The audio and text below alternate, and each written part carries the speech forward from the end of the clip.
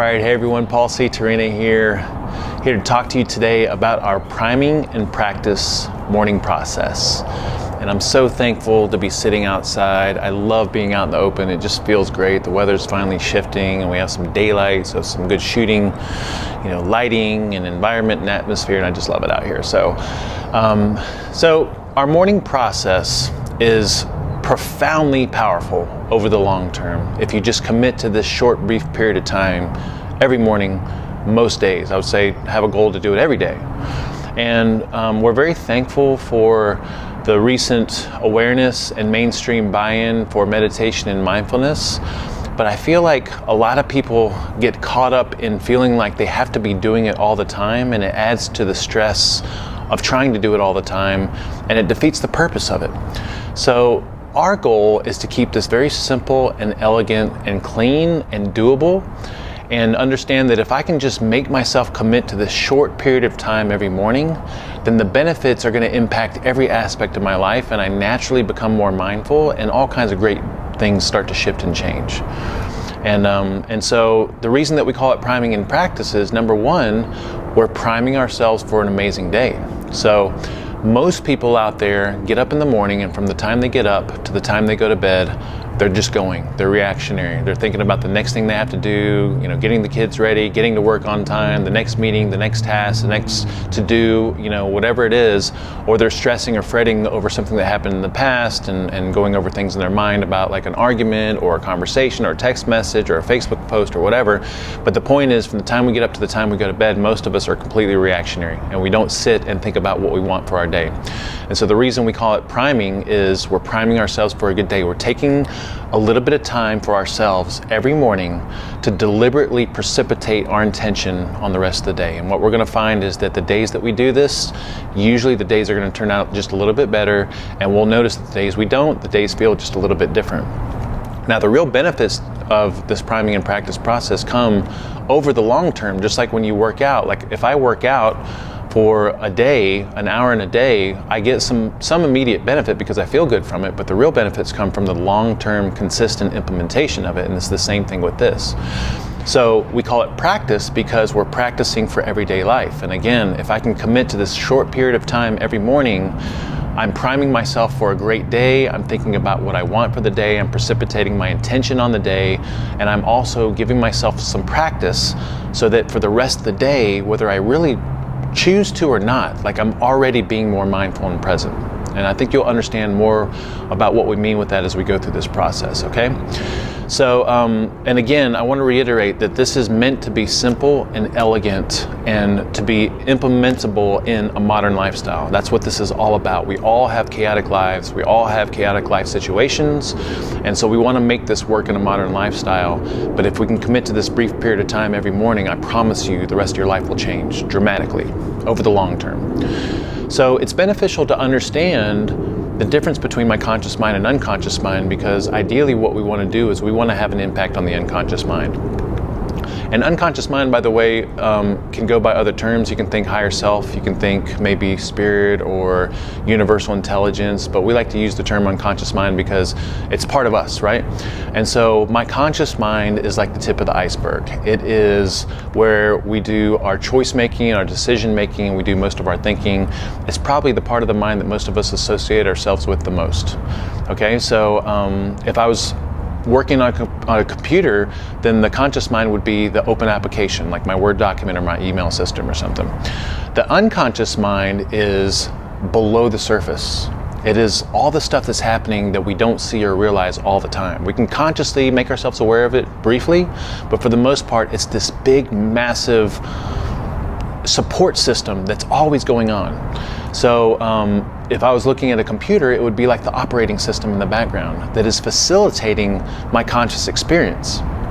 So what I want to do is understand, and also this is where we have our programming and our habits and our emotions. So it's much deeper, but it has a bigger impact. So what I want to do is I want to impact the unconscious mind in a positive way, in the right way, with the right things, because I want to facilitate things that make me healthy and feel amazing over the long term, I want all those processes to become habits, to become part of my programming, so that for the most part, my health is on autopilot.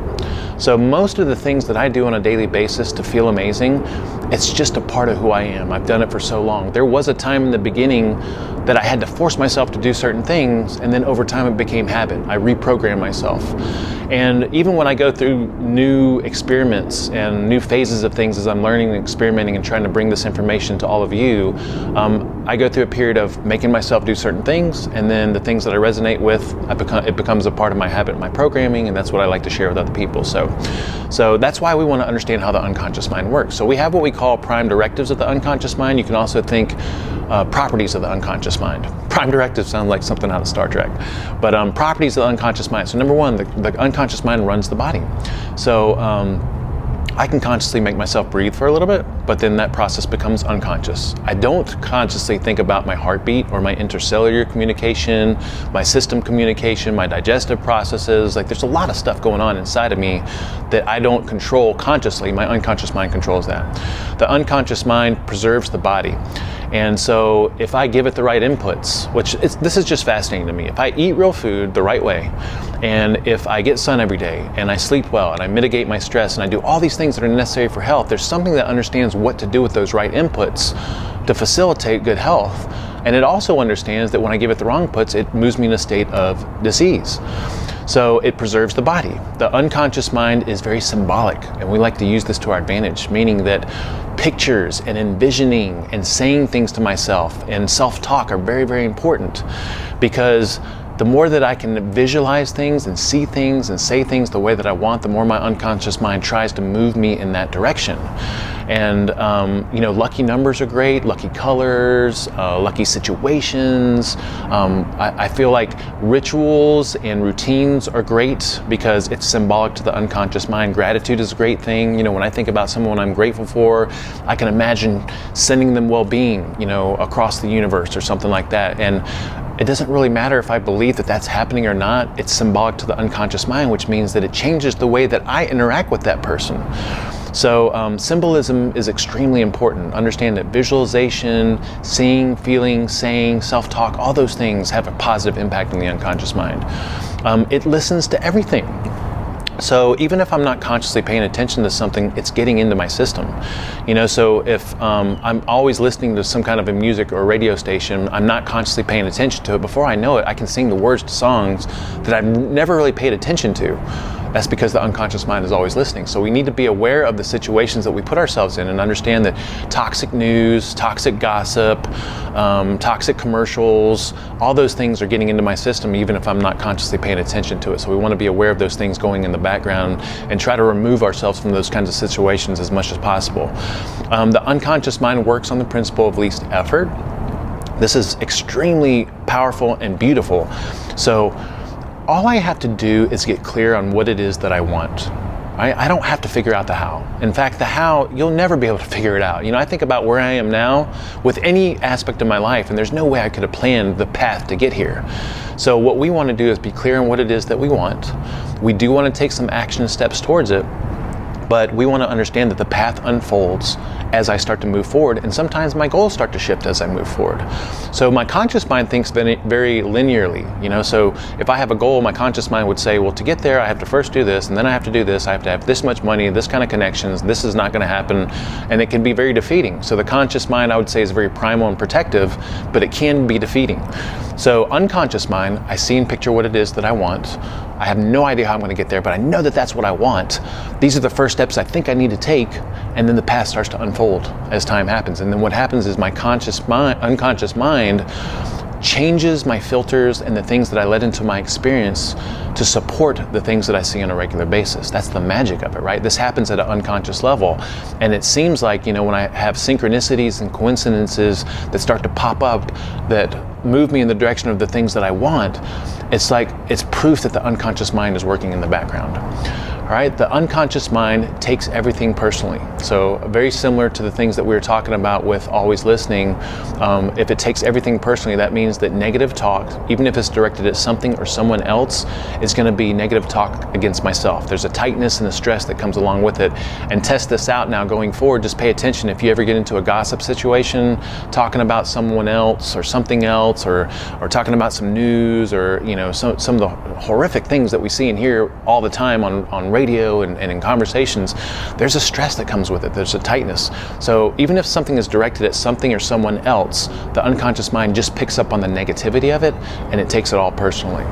The unconscious mind does not process negatives, meaning I want to always make sure that I'm moving in the direction of the thing that I want. I want to move towards the thing that I want versus moving away from the things that I don't want. So for instance, if I have a goal of being financially free, I want to think about financial freedom and all the things that that's going to provide me with. I don't want to say to myself, my goal is I don't want to be broke. My goal is to barely make it, because then my unconscious mind's focus is broke and barely making it, right? If I'm not in a relationship and I want to be in a relationship, my goal, my thinking, my verbiage to myself needs to be about what it is that I want, a mutually beneficial relationship and all the things that come with whatever it is that I see in a positive relationship, versus me saying something to myself like, I just don't want to be lonely the rest of my life, because guess what? The focus is lonely. And when it comes to disease states, a lot of us have an awareness of not wanting to get certain diseases. But if I'm always saying to myself, I hope I don't get cancer, I don't want to get cancer, Lord, when I have this next checkup coming up, I hope I don't get diagnosed with something. Well, the focus is the disease state. What I want to focus on is vibrant, optimal health. I want to focus on the things that I need to do to support my health. And it's very different. You can say those two things to yourself, and they feel different. What I just said feels better and lighter and happier. And that's what you want. This is really about facilitating a body and a mind and a spirit that's receptive to the things that I want. And this is why we're going through this information. And then the unconscious mind does not know the difference between past, present, and future, which means that I always want to state my statements and envisioning and see things as if they are now, because the unconscious mind will try to make that happen as quickly as possible. If I'm always saying things to myself like, someday, one day, when I get here, then to the unconscious mind, I'm in a perpetual state of never fully getting there. I'm always will be, or something along those lines, okay? So, we have to feel good as often as possible, meaning that we need to do the things that facilitate feeling amazing. Eating real food, getting sun exposure, getting good sleep, meditating, this whole process that we're talking about today, spending time outdoors, spending time with other people, like all the things that facilitate good health. Because if I feel good, then that means I am clean, clear, accepting, and receptive to the things I want to bring into my life. If I'm toxic and I'm low energy and I feel horrible and I'm in a funk all the time, I am not receptive or open to the things I want to bring into my life. So the first step to creating the life of your dreams is going to be feeling amazing and feeling good as often as possible, and doing all the things that we teach that correlate to optimal health and feeling good. We have to give attention to the things that we want on a daily basis, all right? If I don't think about what I want, how am I going to get what I want? I have to think about what I want, and guess what? When I think about what I want, all of a sudden, I activate the possibility for that to happen. So if I consider myself unlucky, then I'm probably not going to buy a lottery ticket, and then what are the chances that I'm going to win the lottery? I mean, slim to none. I could find a lottery ticket laying on the ground somewhere, but for the most part, it's probably not going to happen. But if I consider myself lucky, I may go buy a lottery ticket. Now, all of a sudden, I have a chance, right? So as soon as I think about something that I want, I activate the possibility for it to happen. And the more time and attention I give to that thing that I want, the more likely it is to happen, because I start to take action steps towards it. And if I'm seeing it, remember the unconscious mind works on the principle of least effort, then I start to, the how starts to unfold as I move forward with all my small little action steps that I think I need to take in the beginning. And then the key is acting, moving forward, but making sure that you have flexibility and that you're allowing. So what this means is that as I move forward, I don't want to be so narrow-minded and tunnel-visioned on this goal that I block out the infinity of possibilities that are all around me. So I have a vision, I'm moving towards that vision. The unconscious mind works on the principle of least effort and tries to facilitate that happening in ways that I don't fully understand. And then as I'm taking these action steps forward, maybe my goals shift, or maybe an opportunity pops up into my awareness that I need to consider or take advantage of. And so I want to have flexibility. I don't want to be so set on a goal that I block out other opportunities and possibilities. And I also want to allow, meaning that I want, you know, resistance and frustration and anxiety and irritation and being impatient with things, and feeling like things aren't moving fast enough or happening fast enough or something along those lines. Like, that's all signs of you need to like back off and give it some space. You want things to happen a little bit more naturally and effortlessly. That doesn't mean that you're not working hard towards your goals, but you need to pay attention to frustration and aggravation and trying to push things and force things and things like that. Because if I can have some flexibility, and if I can have this mindset of I need to allow the universe to work in its own time, I need to allow my unconscious mind to facilitate these things that I'm looking for, then over time I'm going to get results, and it's going to lead to constant evolution, constant evolving. Okay? So our morning practice, priming and practice, is first we put ourselves through a state of gratitude, and then we meditate for a little bit, and then we see what we want, we envision. That's it. It's so simple and so clean and so profound and so powerful over the long term.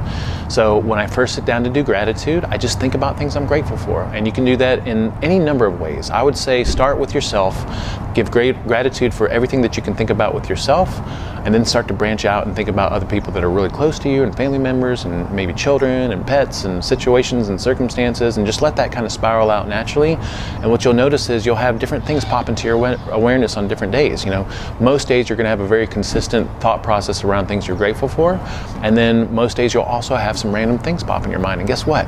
Maybe you reach out to that person, you know, or maybe you do something because you thought about that situation with that person. It's really beautiful and amazing what can come out of that. So a very brief gratitude session. If you're on a time crunch, we'd say somewhere around maybe 2 minutes, 3 minutes, or something like that.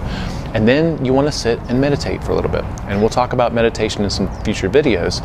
But really, you just want to sit in silence and look for your tendency to start thinking about things, and notice your tendency to start thinking about things, and just come back to the silence, come back to the presence, come back to the sounds, come back to feeling your body, come back to being in the sun and being outdoors, and just try to notice your tendency to already get revved up and think about your day and get crazy a little bit. And then you want to think about things that you want in your life.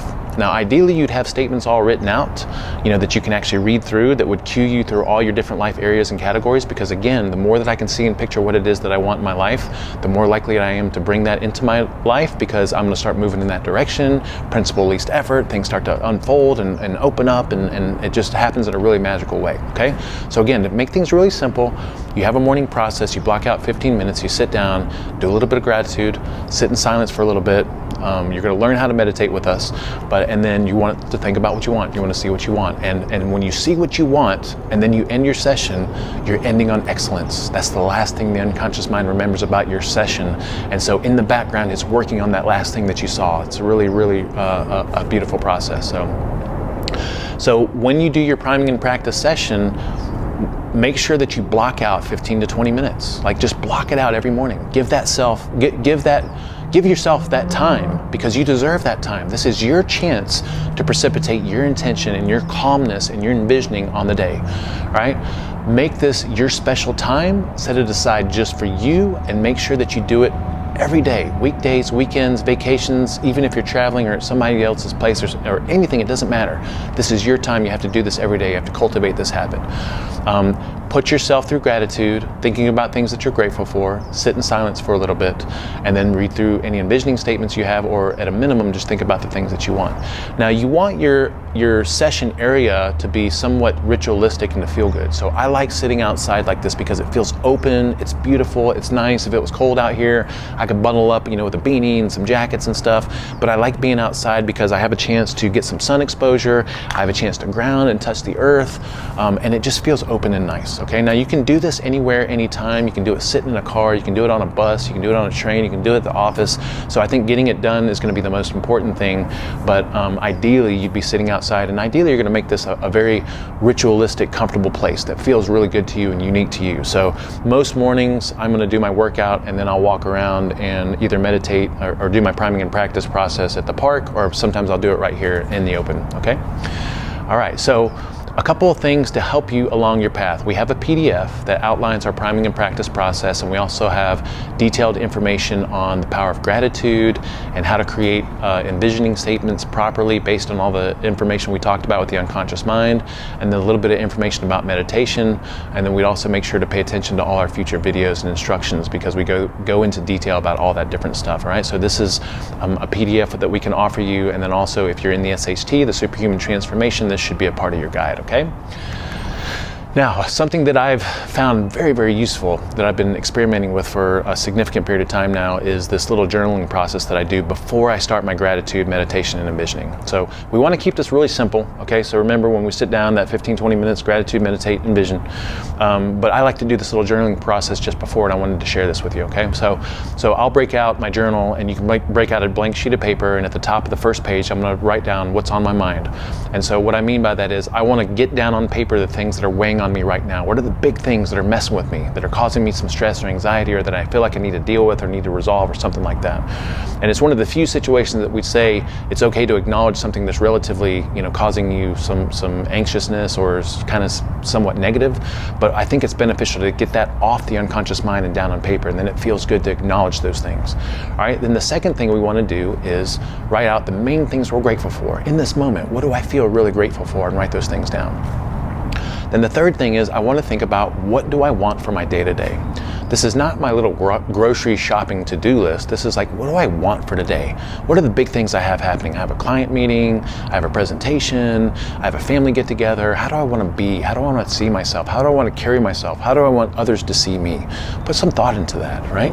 Remember, I think about that, unconscious mind, principle of least effort makes that happen in the background. And then finally, I want to think about what I want for my life and write down those big things, okay? Now, this isn't meant to take the place of your gratitude, meditation, and envisioning. It's like prepping yourself for a good little session. So once I write all these different things out, this is a very quick process, then I go through my formal gratitude for a couple minutes, 2 to 3 minutes. I meditate in silence, ideally up to 15 or 20 minutes. You're going to learn a little more about that as we go forward. But at a minimum, you're just sitting and being and noticing your tendency to think, and then you just want to think about things you're grateful for. All right, you don't even have to look back at this little sheet of stuff. You can use your envisioning statements and some detailed stuff. I think this just kind of facilitates a really good session. All right, so that's like my secret sauce and the thing I've been experimenting with here recently.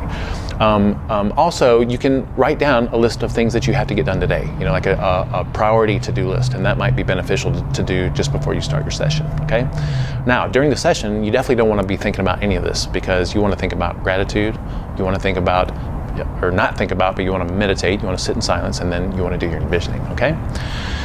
And I think that's it. That is a great summary of our priming and practice morning process. It's a beautiful process, and I think a lot of the feedback we get from people when they start this is they don't know if they're doing it right, and I think people get really agitated and anxious sitting still and having some time to themselves and knowing that they have all these things they have to get done for the day, but those should be little indicators and reminders that you need to stay put and you need to commit to that 15 or 20 minute session. If you find yourself getting a little anxious about, I need to get up and start doing stuff, right?